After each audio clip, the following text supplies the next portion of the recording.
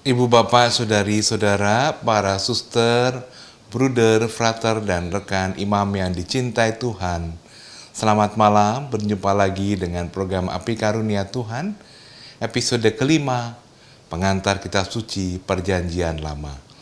Pada episode kelima ini secara khusus akan dibahas lagi tentang kitab Keluaran. Kita akan merefleksikan kisah panggilan Musa untuk membebaskan bangsa Israel dari perbudakan, hingga kisah perjanjian antara Allah Yahweh dengan umat perjanjian lama di Gunung Sinai. Rentang peristiwa itu menggambarkan juga dinamika peristiwa hidup kita sebagai umat beriman. Semoga kita bisa memetik inspirasi.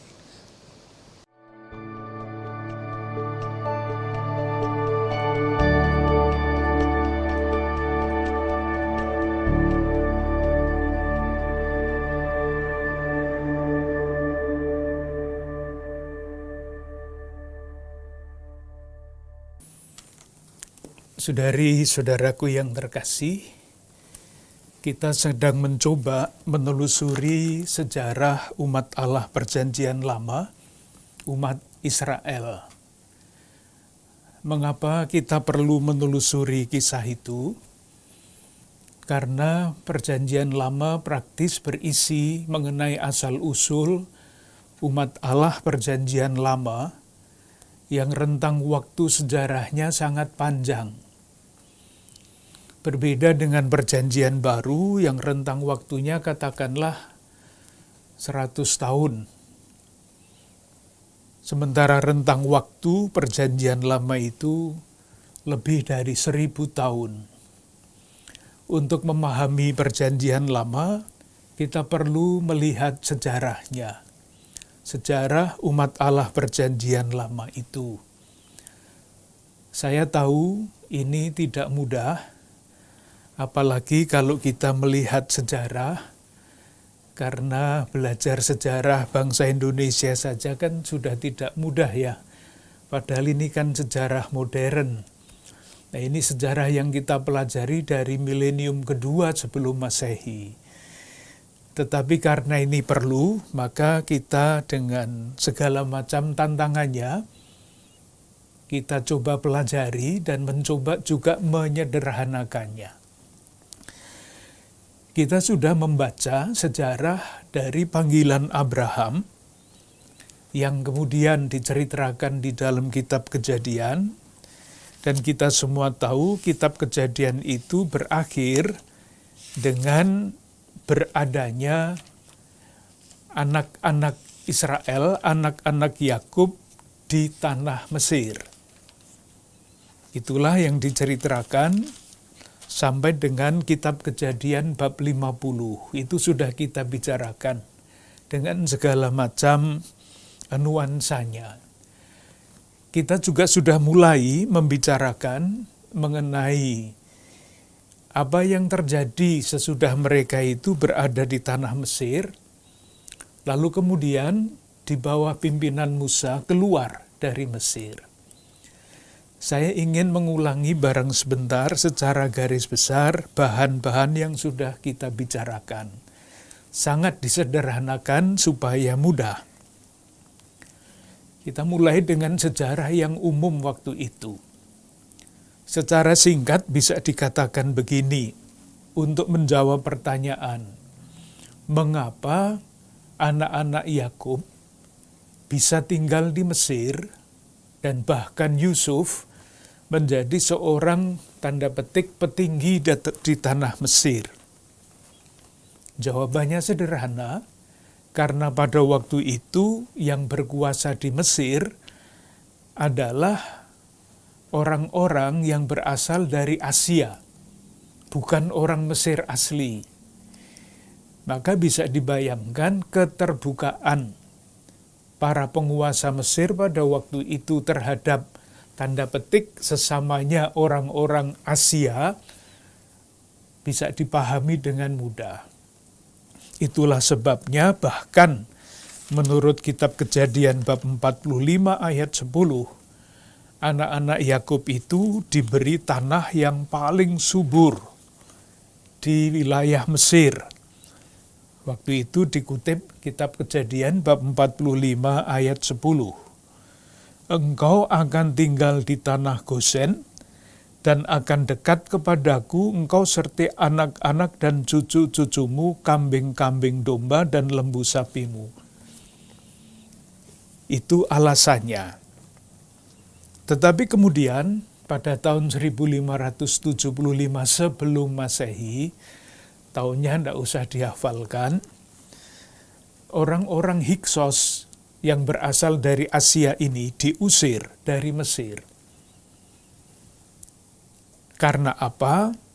Karena yang menjadi raja pada waktu itu adalah orang Mesir asli.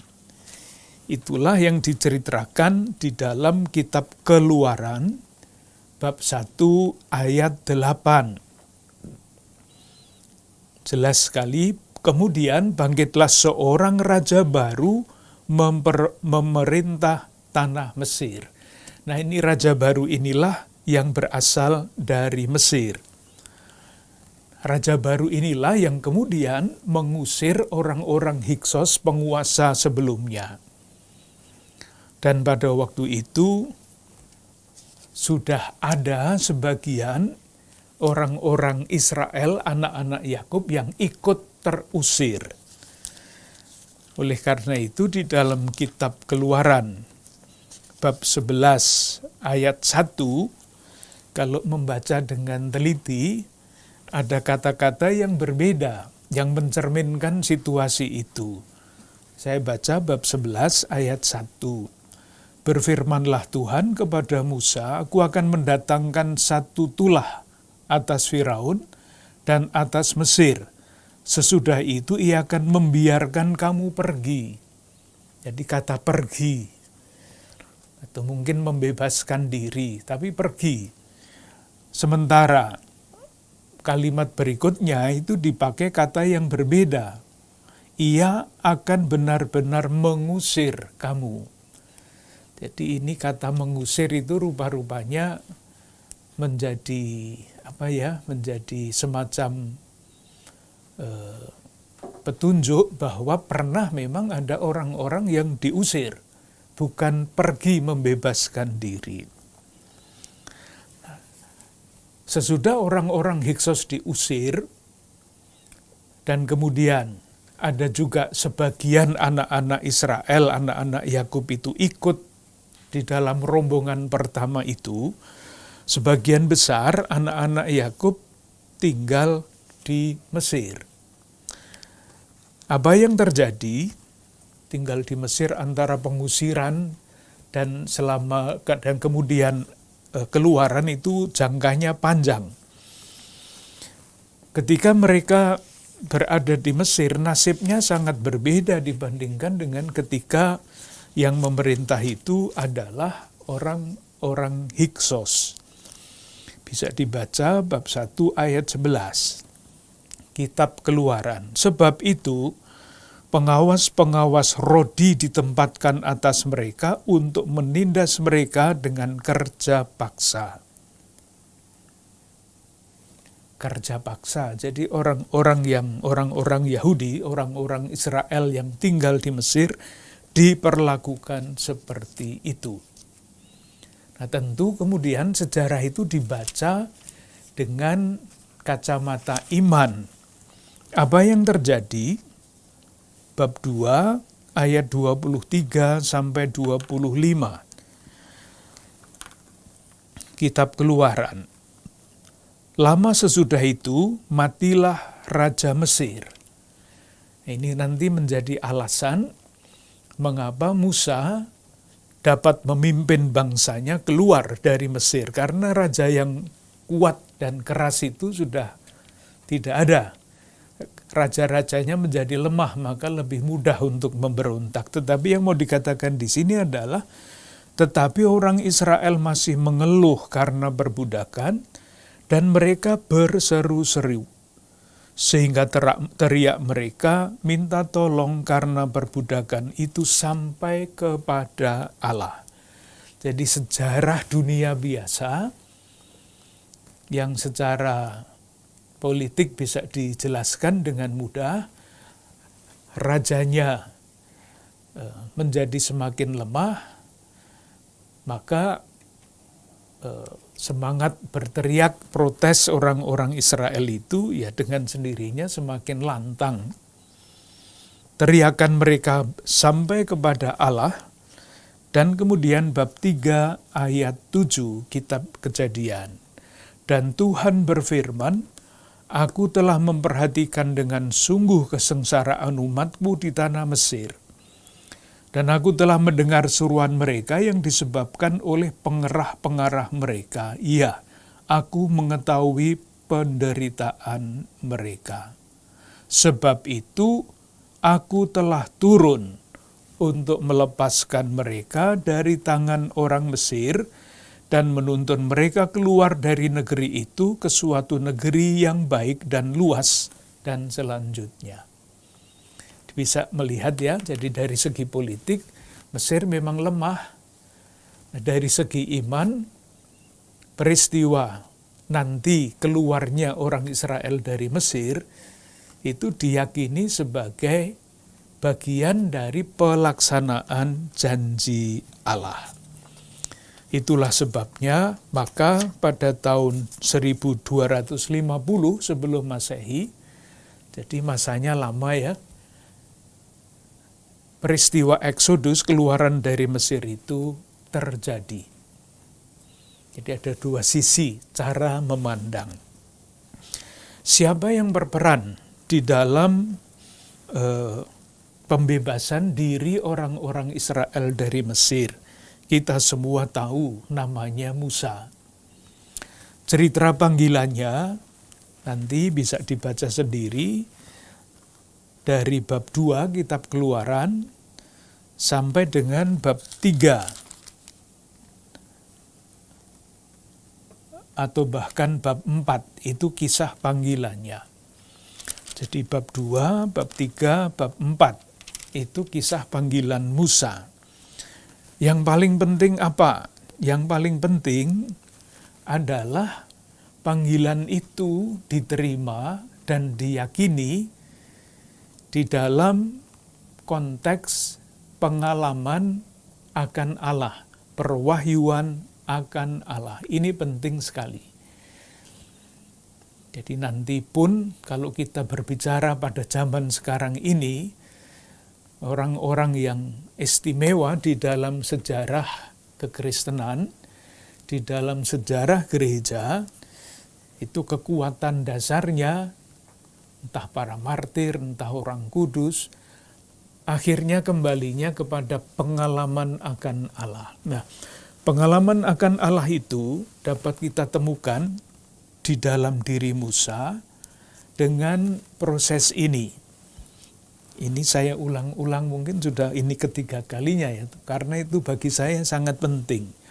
Bab 3 kitab Keluaran ayat 6. Lagi ia berfirman, Akulah Allah, Allah ayahmu, Allah Abraham, Allah Iskak, Allah Yakub. Jadi Allah menyatakan diri sebagai Allah, El. Sangat umum. Jadi pada permulaan, pada awal perjumpaan Musa dengan Allah, Allah menyatakan diri sebagai El, sebagai Allah nenek moyang. Pada akhirnya, dan inilah kunci dari peristiwa Eksodus, bab 3 ayat 14. Mungkin bisa dibaca mulai ayat 13. Lalu Musa berkata kepada Allah, masih Allah, tetapi apabila aku mendapatkan orang Israel dan berkata kepada mereka, Allah nenek moyangmu telah mengutus aku kepadamu, dan mereka bertanya kepadaku, bagaimana tentang namanya? Lalu dijawab begini, apakah yang harus kujawab kepada mereka? Firman Allah kepada Musa, Aku adalah Aku. itulah yang namanya Yahweh. Pernyataan diri bahwa Allah adalah Yahweh, ini pewartaan yang lebih jauh daripada Allah yang menyebut diri Allah Abraham, Allah Ishak, Allah Yakub. Karena apa? Karena kata kuncinya adalah nama.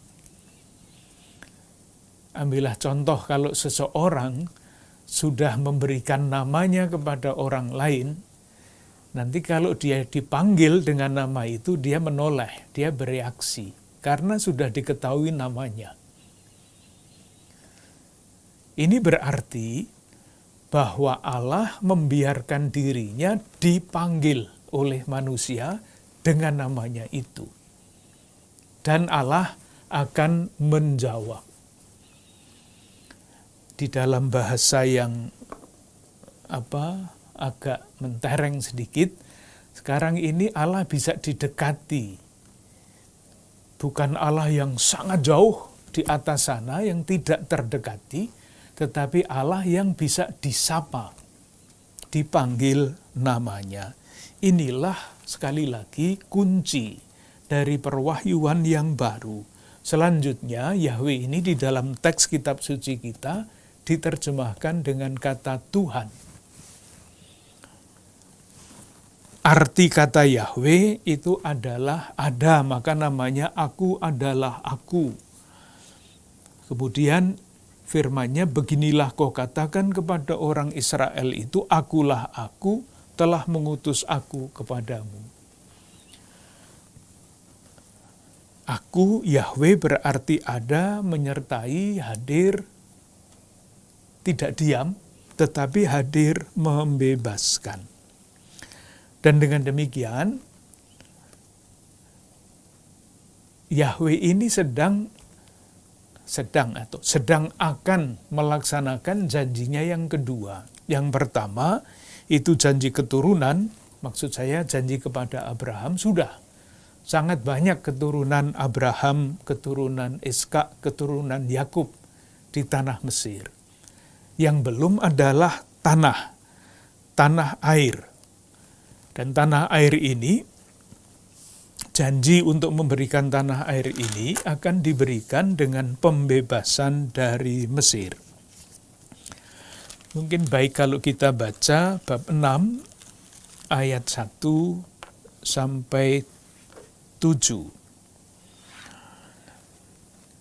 Ayat 1, akulah Tuhan, aku telah menampakkan diri, dan selanjutnya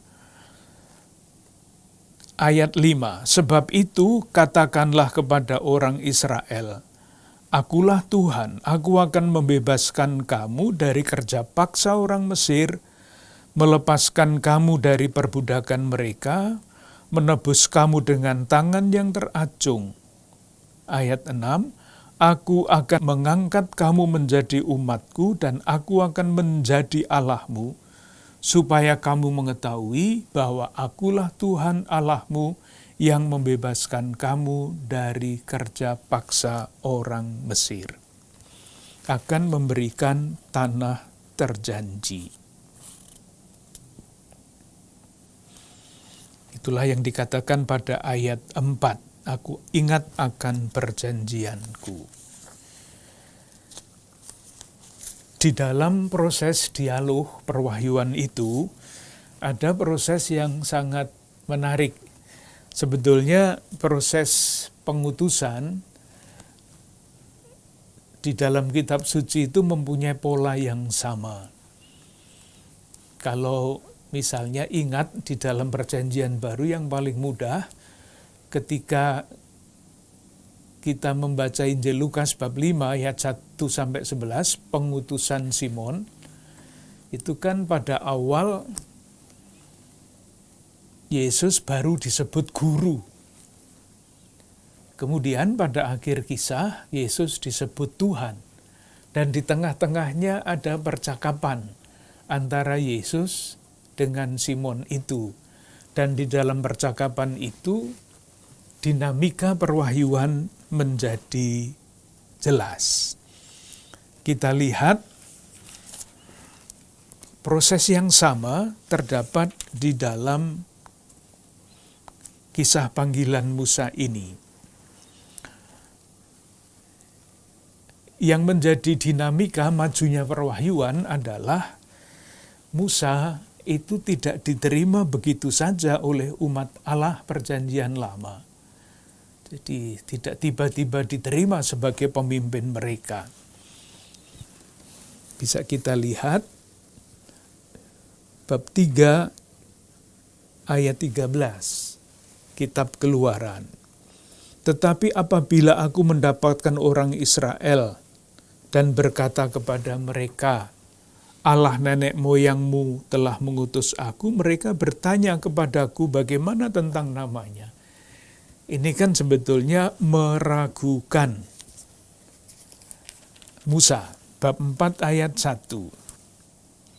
Lalu sahut Musa, bagaimana jika mereka tidak percaya kepadaku dan tidak mendengarkan perkataanku? Musa sekali lagi tidak begitu saja dipercaya.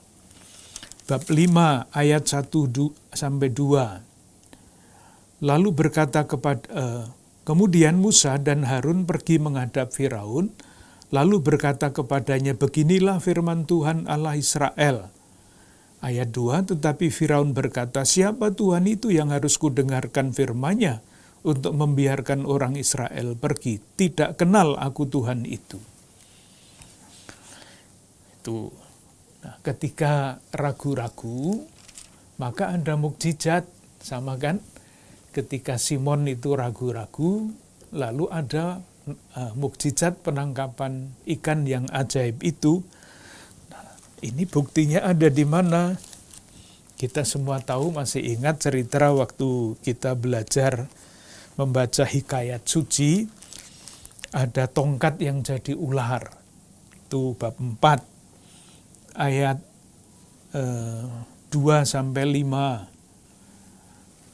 Masih ingat cerita itu ya, nanti dibaca sendiri. Lalu masih ada mukjizat yang kedua. Sesudah tongkatnya Musa jadi ular, lalu dipegang lagi kembali jadi tongkat. Ada mukjizat kedua, bab 4 ayat 6. Lalu lagi firman Tuhan kepadanya, masukkanlah tanganmu ke dalam bajumu. Dimasukkannya tangannya ke dalam bajunya, dan setelah ditariknya keluar, maka tangannya kena kusta putih seperti salju.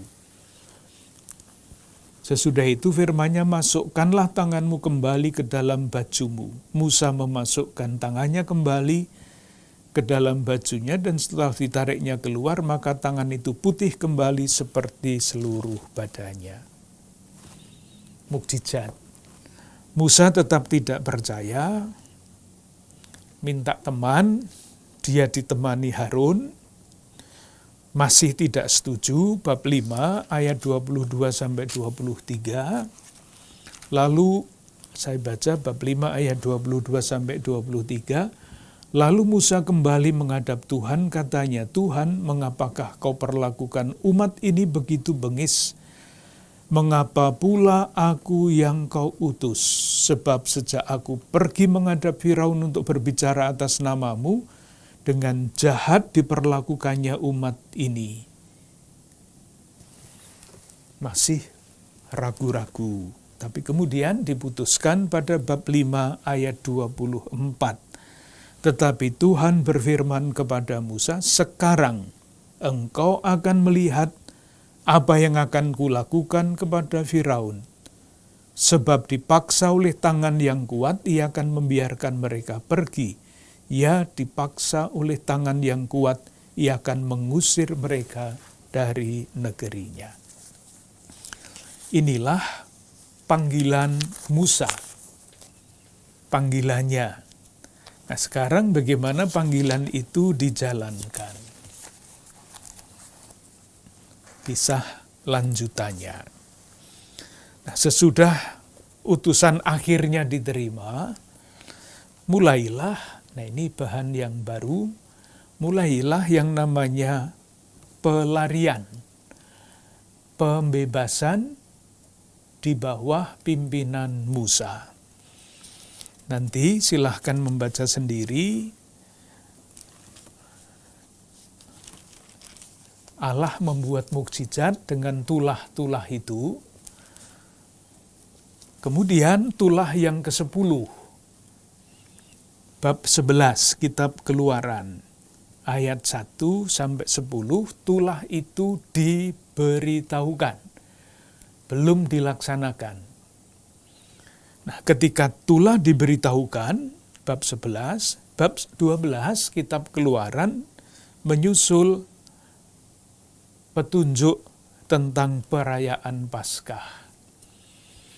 Nah, perayaan Paskah yang diceritakan di sini nanti akan kita lihat itu pasti berasal dari zaman lain, bukan zaman Mesir tahun 1250-an, bukan dari zaman itu, tetapi dari zaman kemudian. Kita semua tahu maksudnya, yaitu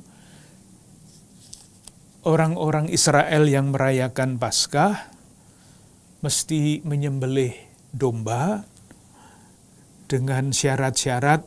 Ayat 5, anak domba itu harus jantan, tidak bercela, berumur setahun, boleh ambil domba atau kambing. Dan selanjutnya, kemudian darahnya haruslah diambil sedikit dan dibubuhkan pada kedua pintu tiang dan pada ambang pintu atas. Kita masih ingat cerita itu. Sesudah perintah itu, tulah ke-10 dilaksanakan. Bab 12 ayat 29 sampai 42. Semua anak sulung Mesir mati. Tulah ke-10. Nah, sesudah itu rombongan berangkat. Bab 12 ayat 37. Bab 12 ayat 37 mengatakan begini. Kemudian berangkatlah orang Israel dari Ramses ke Sukot. Kira-kira 600.000 orang laki-laki berjalan kaki dan tidak termasuk anak-anak. Jangan dianggap ini 600.000 orang, banyak sekali. Yang mau dikatakan sebetulnya adalah bahwa janji kepada Abraham mengenai keturunan yang sama banyaknya dengan bintang-bintang di langit itu sudah terpenuhi. Kalau dihitung ya nggak ngerti itu seberapa, silahkan membayangkan hampir 1 juta orang lewat padang gurun itu kayak apa. Belum kambingnya, belum dombanya, belum segala macamnya. Dan yang juga baik diperhatikan adalah ayat 38. Juga banyak orang dari berbagai-bagai bangsa turut dengan mereka.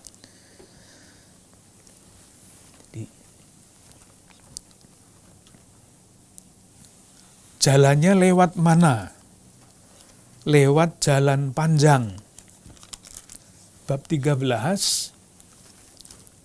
ayat 17 sampai 18. Nanti kalau melihat peta, ada peta yang secara khusus menunjukkan garis perjalanan orang-orang Israel di bawah pimpinan Musa. Karena ada jalan perdagangan yang biasa dilewati pada waktu itu yang namanya jalan pendek. Tetapi Musa ini dengan orang-orang yang dipimpinnya tidak lewat jalan pendek itu. Bab 13 ayat 17 dan 18. Setelah Firaun membiarkan bangsa itu pergi, Allah tidak menuntun mereka melalui jalan ke negeri orang Filistin, walaupun jalan ini yang paling dekat. Tidak. Sebab firman Allah, jangan-jangan bangsa itu menyesal apabila mereka menghadapi peperangan sehingga mereka kembali ke Mesir. Tetapi Allah menuntun bangsa itu berputar melalui jalan di padang gurun menuju ke Laut Teberau. Jalannya panjang. Bab 14 ayat 1. Beginilah firman Tuhan kepada Musa demikian. Berfirmanlah Tuhan kepada Musa demikian. Katakanlah kepada orang Israel, supaya mereka balik kembali dan berkemah di depan Pi-hahirot, antara Migdol dan laut, tepat di depan Baal Sefon, berkemahlah kamu di tepi laut. Itu perjalanan yang untuk sementara ditempuh oleh bangsa Israel dari Mesir. Lanjutnya adalah penyeberangan di Laut Teberau yang disebut laut. Kita semua tahu ceritanya. Firaun menyesal, bab 14 ayat 5-9, membiarkan orang Israel pergi, lalu mengejar.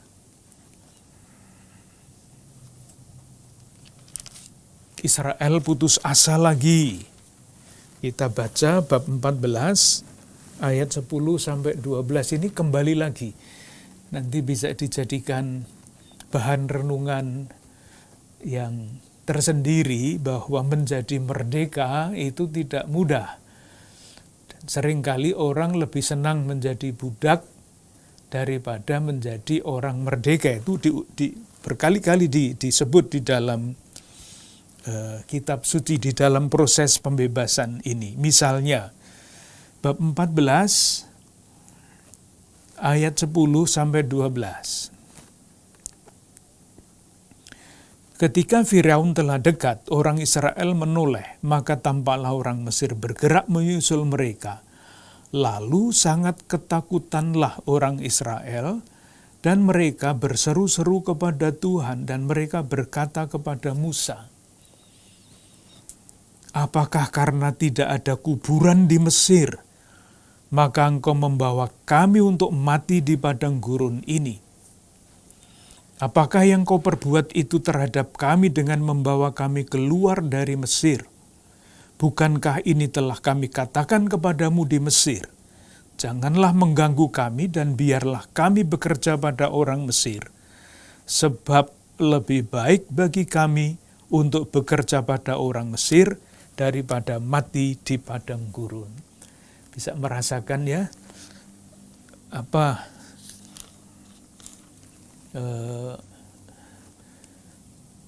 yang hidup di dalam hati orang-orang Mesir itu, yang memang di balik kata-kata itu lebih enak tinggal di Mesir sebagai budak daripada menjadi orang merdeka. Silahkan mengembangkan renungan itu sendiri. Itu diulang lagi pada bab 16 ayat 3. Bab 16 ayat 3. Di padang gurun itu bersungut-sungutlah segenap jemaah Israel kepada Musa dan Harun, dan berkata kepada mereka, kalau kami mati tadinya di tanah Mesir oleh tangan Tuhan ketika kami duduk menghadapi kuali berisi daging dan makan roti sampai kenyang. Sebab kamu membawa kami keluar ke padang gurun ini untuk membunuh seluruh jemaah ini dengan kelaparan. Ingin kembali ke masa lampau. Tetapi biarlah sekarang kita mencoba melihat penyeberangan itu. Diceritakan pada bab 14 ayat 15-31, menyeberangi Laut Teberau. Jangan membayangkan lautnya itu seluas Laut Jawa atau Laut Hindia. Sebetulnya yang diceritakan itu tanda petik sederhana. Kita lihat bab 14 ayat 21. Lalu Musa mengulurkan tangannya ke atas laut, dan semalam-malaman itu Tuhan menguakkan air laut dengan perantaraan angin timur yang keras. Ayat 25. Ia membuat roda keretanya berjalan miring dan maju dengan berat. Miring dan maju dengan berat. itu kira-kira apa yang bisa dibayangkan di situ? Ya keretanya masuk lumpur, kalau kita memakai bahasa yang biasa. Orang yang mencoba memahami peristiwa ini tidak pertama-tama sebagai mukjizat seperti yang kita lihat di dalam film Musa itu, lalu menjelaskannya bisa dengan sederhana. Moga-moga iman kita tidak tersandung karena penjelasan seperti ini. Dikatakan kan di sini pada ayat 21, Tuhan menguakkan air laut dengan perantaraan angin timur. Ada yang menjelaskan begini, kalau ini nanti tidak suka dengan penjelasan ini ya dilupakan saja. Ada yang menjelaskannya begini, pada bulan Maret sampai April, Paskah itu peristiwa keluarnya umat Allah Perjanjian Lama dari Mesir itu kan berkaitan dengan Paskah. Paskah itu bulannya April. Kalau menurut bulan perhitungan kita, menurut perhitungan mereka Nisan namanya, bulan Nisan. Nah, pada bulan itu ada angin timur yang sangat kering dan sangat kuat. Dan kita bisa membayangkan, seandainya ini bukan laut yang kita bayangkan sebagai laut yang luas itu ya, tetapi katakanlah penyeberangan yang kalau pada musim-musim seperti itu airnya tidak banyak, maka dengan mudah angin kencang dari timur yang berbulan-bulan itu ya bisa membuat air itu habis dan menjadi lumpur. Bisa kan dibayangkan begitu kalau mau mencoba menjelaskan peristiwa itu. Karena di sini dikatakan pada ayat 25, sehingga orang membuat roda keretanya berjalan miring dan maju dengan berat. Ya, masuk lumpur. Itu kalau mau menerima penjelasan seperti itu. Tetapi seperti biasanya, peristiwa biasa, kalau yang menghayati itu orang beriman, maka peristiwa biasa itu dimengerti sebagai mukjizat Tuhan. Juga sampai sekarang kan, bernafas itu kan bisa dijelaskan dengan mudah oleh orang-orang yang ahli di dalam bidang kesehatan. Tapi kalau kita membaca kisah orang-orang kudus kan, manusia bisa bernafas itu adalah mukjizat dari Tuhan kan. Nah, seperti itu kira-kira. Demikian juga peristiwa penyeberangan Laut Teberau itu oleh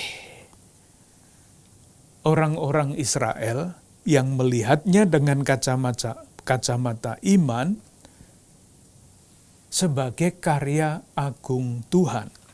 Kita lihat teks-teksnya. Bab 14 ayat 25. Ini yang mengatakan orang-orang Mesir.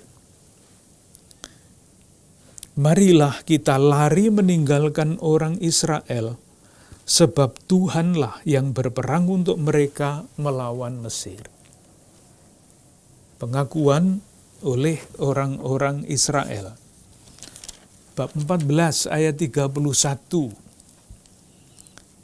Ketika dilihat oleh orang Israel betapa besarnya perbuatan yang dilakukan Tuhan terhadap orang Mesir, maka takutlah bangsa itu kepada Tuhan, dan mereka percaya kepada Tuhan dan kepada Musa hambanya itu. Yang terjadi ini adalah yang dikatakan sebelumnya pada bab 14 ayat 1-4. Kita baca ayat 4 saja. Aku akan mengeraskan hati Firaun, sehingga ia mengejar mereka. Dan terhadap Firaun dan seluruh pasukannya, aku akan menyatakan kemuliaanku, sehingga orang Mesir mengetahui bahwa akulah Tuhan. Jadi semua yang terjadi sudah disampaikan oleh Tuhan sebelumnya. Lalu ada nyanyian yang sangat bagus, bab 15, nanti bisa dibaca sendiri, itu syair yang sangat-sangat indah. Nyanyian Musa dan Israel. Sesudah peristiwa penyeberangan, bebas dari Mesir, tidak dikejar-kejar lagi untuk dijadikan budak lagi, masih terbentang jalan panjang di depan. Pada waktu itu Musa bersama-sama dengan orang Israel menyanyikan nyanyian ini bagi Tuhan. Dan selanjutnya, nyanyian syukur atas pembebasan. Langkah berikutnya, sesudah dibebaskan dari kejaran orang-orang Mesir, perjalanan dilanjutkan dan sampailah pada bulan ketiga rombongan itu di Sinai. Keluaran bab 19 ayat 1 sampai 2. Pada bulan ketiga setelah orang Israel keluar dari tanah Mesir, mereka tiba di padang gurun Sinai pada hari itu juga. Setelah mereka berangkat dari Rafidim, tibalah mereka di padang gurun Sinai, lalu mereka berkemah di padang gurun. Orang Israel berkemah di sana di depan gunung itu. Silahkan memperhatikan satu catatan kecil ya. Pada bulan ketiga setelah orang Israel keluar dari tanah Mesir. Orang Israel keluar dari tanah Mesir itu ketika mereka merayakan Paskah. Nah, pada bulan yang ketiga, mereka menerima perintah Allah di Sinai. Bulan ketiga. Dari situlah asal-usul angka Pentakosta. 50 hari yang sekarang kita rayakan. Dulu umat Allah perjanjian lama pada bulan ketiga itu jumlahnya bisa 50. Jadi kalau satu bulan itu 30, kemudian Paskah itu kan 15 Nisan, 30 tambah 40 tambah 15, 45, belum 50. Bulan ketiga itu bisa tanggal 5. Jadi 50 hari.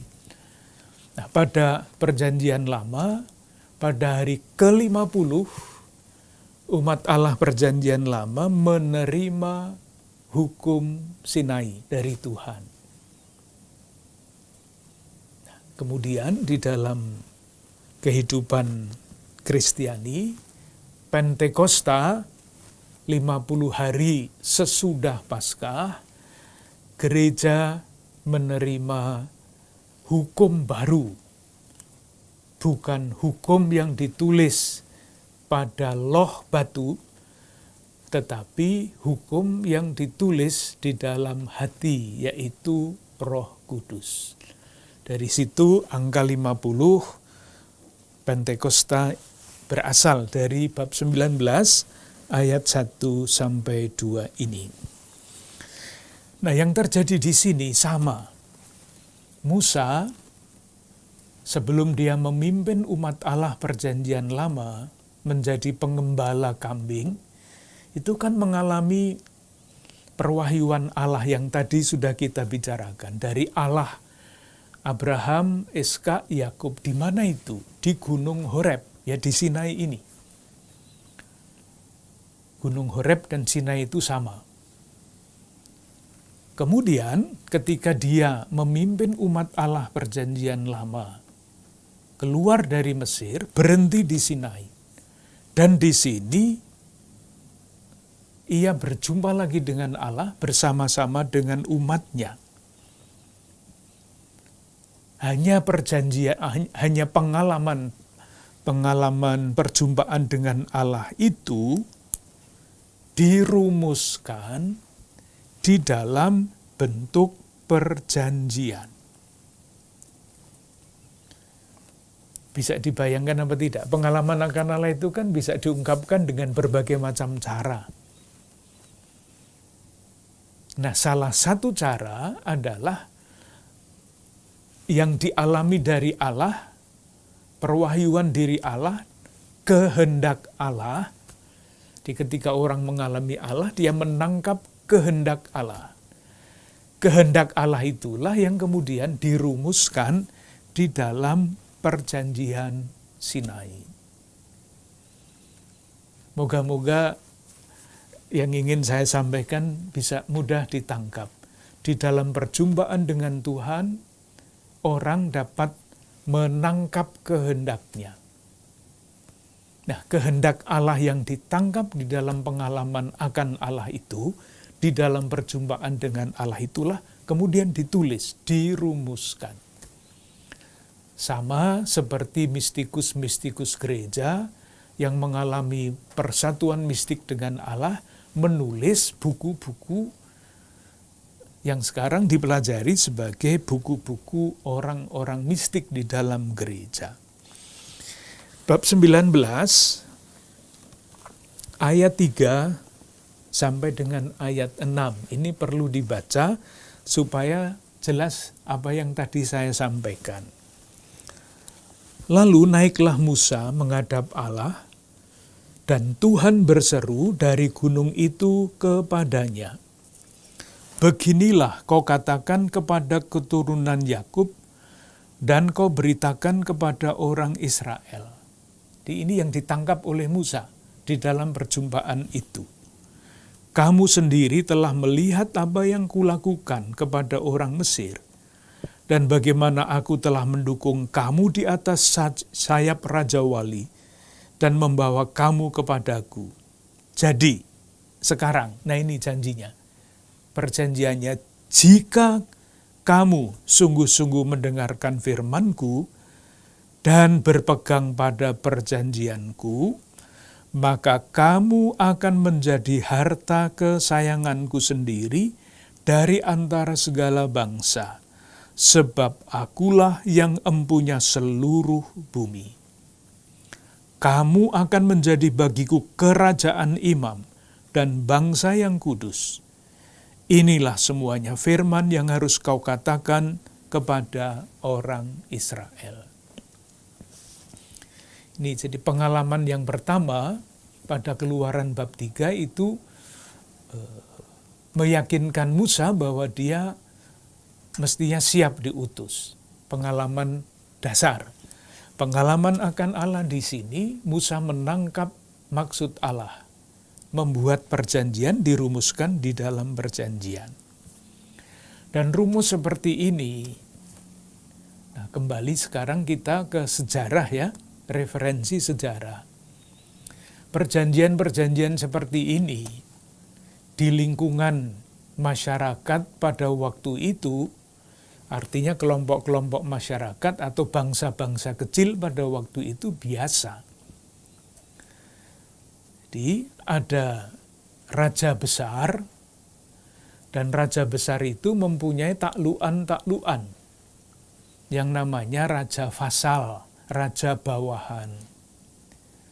Antara raja utama, raja besar, dengan raja bawahan biasanya diikat perjanjian. Maksudnya misalnya raja bawahan itu harus memberi upeti. Raja bawahan itu tidak boleh memberontak dan sebagainya. Nah, inilah yang dirumuskan dengan rumusan itu. Jadi pengalaman akan Allah yang dirumuskan di dalam perjanjian ini, polanya adalah perjanjian yang sudah biasa di antara raja-raja besar dengan raja-raja kecil. Jika kamu dan selanjutnya, maka. Nah, kalau mau diperluas sedikit, lebih luas, lebih panjang, bukan hanya jika, maka, lalu bisa dirumuskan dengan cara lain. Misalnya loh ya, bisa dirumuskan dengan sesuai dengan apakah rumus mana yang lebih mudah kita tangkap. Jadi rumusannya bisa begini. Karena aku telah membuktikan kasihku, karena aku itu Yahweh, katakanlah sejajar dengan Raja Besar. Membuktikan kasihnya dengan cara apa? Yaitu membebaskan umat dari perbudakan Mesir. Maka, jadi tadi kan hanya jika, maka. Sekarang diperluas, karena Allah telah membebaskan, menunjukkan kasihnya kepada Israel, maka Israel mesti membalas kasih Allah. Itu bagian pertama, karena maka. Masih bisa dilanjutkan, membalas kasih itu artinya apa? 1, menepati segala perintah Allah. Sama kalau perjanjian Raja Besar dan Raja Vasal, ketaatannya itu apa? Ya dengan mengikuti isi perjanjian. Itu tadi misalnya membayar upeti, tidak memberontak dan sebagainya, taat, tunduk. Masih di dalam lingkungan Israel, ditambah kalimat yang terakhir, supaya umat Israel terus menerima berkat, bukan kutuk. Jadi ada 4 kalimat. Karena Allah telah membebaskan umatnya dari tanah perbudakan, maka Israel harus membalas kasih itu. Kalimat kedua. Kalimat ketiga, isinya apa? Menepati segala perintah Tuhan. Akibatnya apa? Akibatnya kalau menepati perintah Tuhan mendapat berkat, kalau tidak mendapat kutuk. Ini teologi dasar. Nanti pasti di dalam perkembangan selanjutnya ada modifikasi terhadap berkat dan kutuk ini. Nanti faham ini akan berlaku lama bukan main. Orang sakit misalnya itu kutukan Tuhan karena dosa, misalnya itu. Kan tidak begitu sekarang. Tetapi pada zaman itu itulah isi dari perjanjian.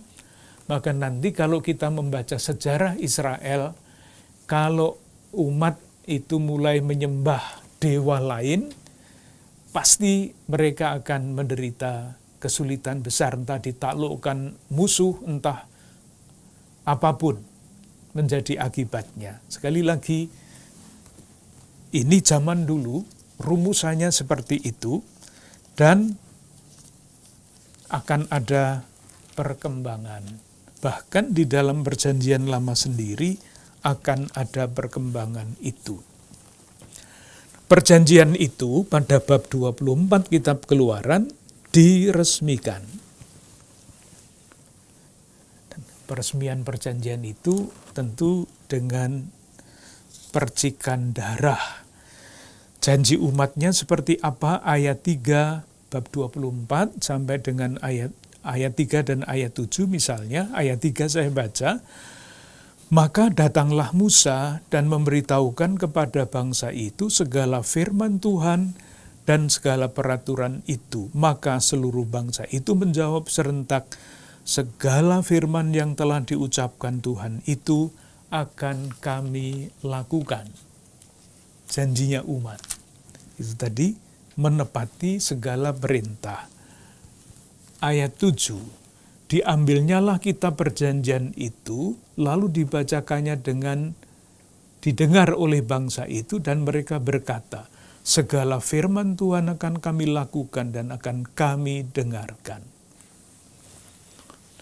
Perjanjiannya sudah diucapkan, lalu sekarang diresmikan pada ayat 8. Kemudian Musa mengambil darah itu, dan menyiramkannya pada bangsa itu serta berkata, inilah darah perjanjian yang diadakan Tuhan dengan kamu berdasarkan segala firman itu. Itulah Sinai. Pasti isi perjanjian pada di Sinai itu tidak sepanjang ini ya. Ini nanti akan kita lihat bahwa kumpulan aturan-aturan itu berasal dari zaman yang berbeda-beda yang kemudian dijadikan satu. Sesudah Sinai, apa yang terjadi?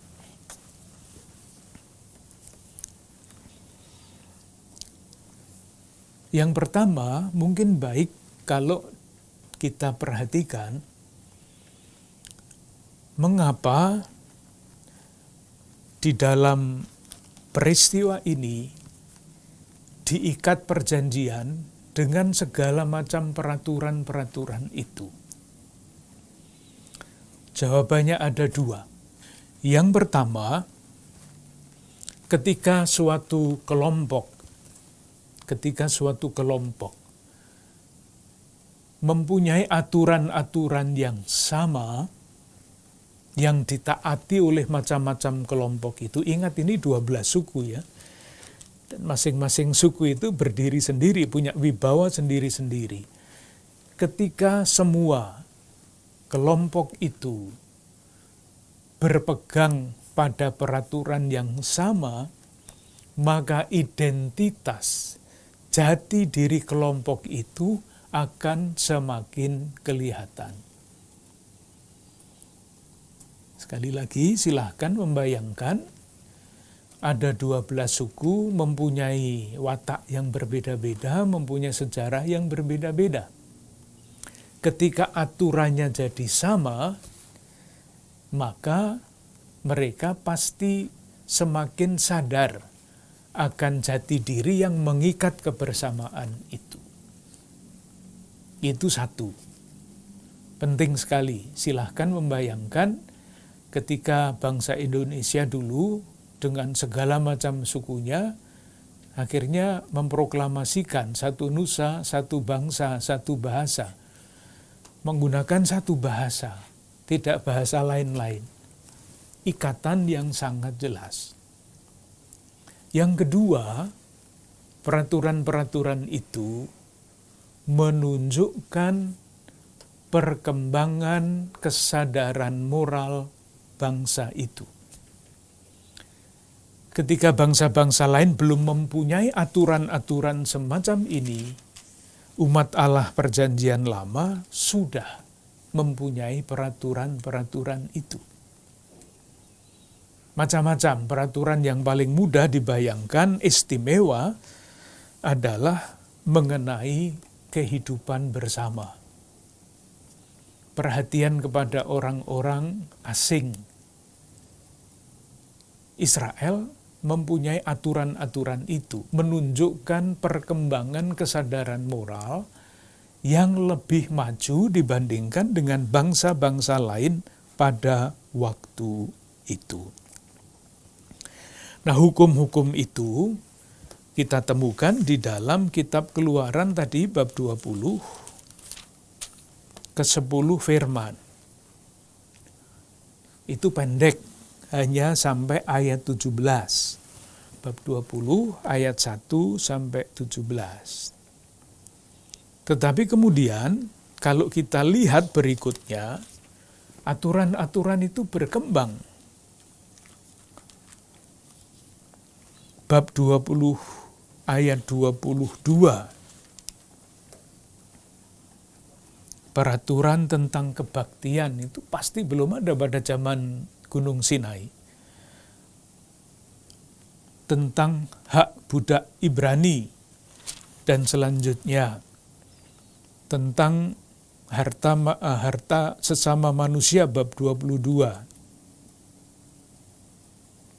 Bab 22 ayat 21 sampai 23, peraturan tentang orang-orang yang tidak mampu. Jadi dasarnya adalah pengalaman Sinai yang masih sangat sederhana, kemudian dikembangkan dari zaman kemudian yang ditempatkan di sini. Hukumnya itu dari bab 20 ayat 22 sampai dengan bab 23 ayat 19. Panjang. Jadi misalnya kita ambil ya bab 22 ayat 5 sampai 6. Bahwa ini berkembang. Jadi bukan semuanya sudah jadi pada zaman perjanjian Sinai itu belum. Bab 22 ayat 5 dan 6. Apabila seseorang menggembalakan ternaknya di ladangnya atau di kebun anggurnya, dan ternak itu dibiarkannya berjalan lepas sehingga makan habis ladang orang lain, maka ia harus memberikan hasil yang terbaik dari ladangnya sendiri atau hasil yang terbaik dari kebun anggurnya sebagai ganti kerugian. Ini kan pasti tidak ada pada zaman Sinai. Sinai itu padang pasir. Aturan ini baru ada, muncul ketika Israel sudah masuk tanah Kanaan dan menjadi petani, bukan pengembara. Tapi semuanya dijadikan satu pada periode ini. Di peraturan-peraturan yang berasal dari berbagai macam zaman, dijadikan satu, dikumpulkan, dan kemudian kita kenal akhirnya menjadi hukum Taurat. Pada zaman Yudaisme itu sudah sudah abad pertama Masehi atau abad pertama sebelum Masehi. Sudah 1 jam, nanti kita lanjutkan pada percakapan yang akan datang. Terima kasih.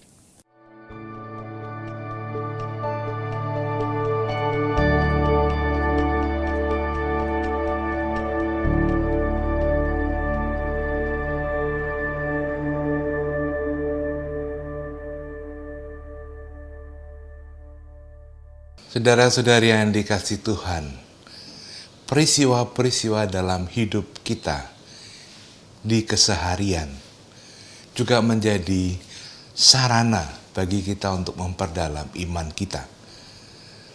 Karena perjalanan hidup yang kita jalani dengan penuh iman, kita refleksikan dalam kacamata iman, membuahkan berkat-berkat yang berlimpah. Kita bisa belajar dari pengalaman umat Allah perjanjian lama yang mengalami pergulatan dalam perjalanan hidup mereka hingga akhirnya mereka diteguhkan akan kasih setia Tuhan dan mereka membuat perjanjian di Gunung Sinai. Perjanjian kasih setia Allah Yahweh dengan umat Allah perjanjian lama. Semoga hidup kita juga senantiasa dalam bimbingan Tuhan dan berkat-Nya, khususnya untuk mempersiapkan Hari Raya Paskah yang akan kita jelang. Kita mohon berkat Tuhan.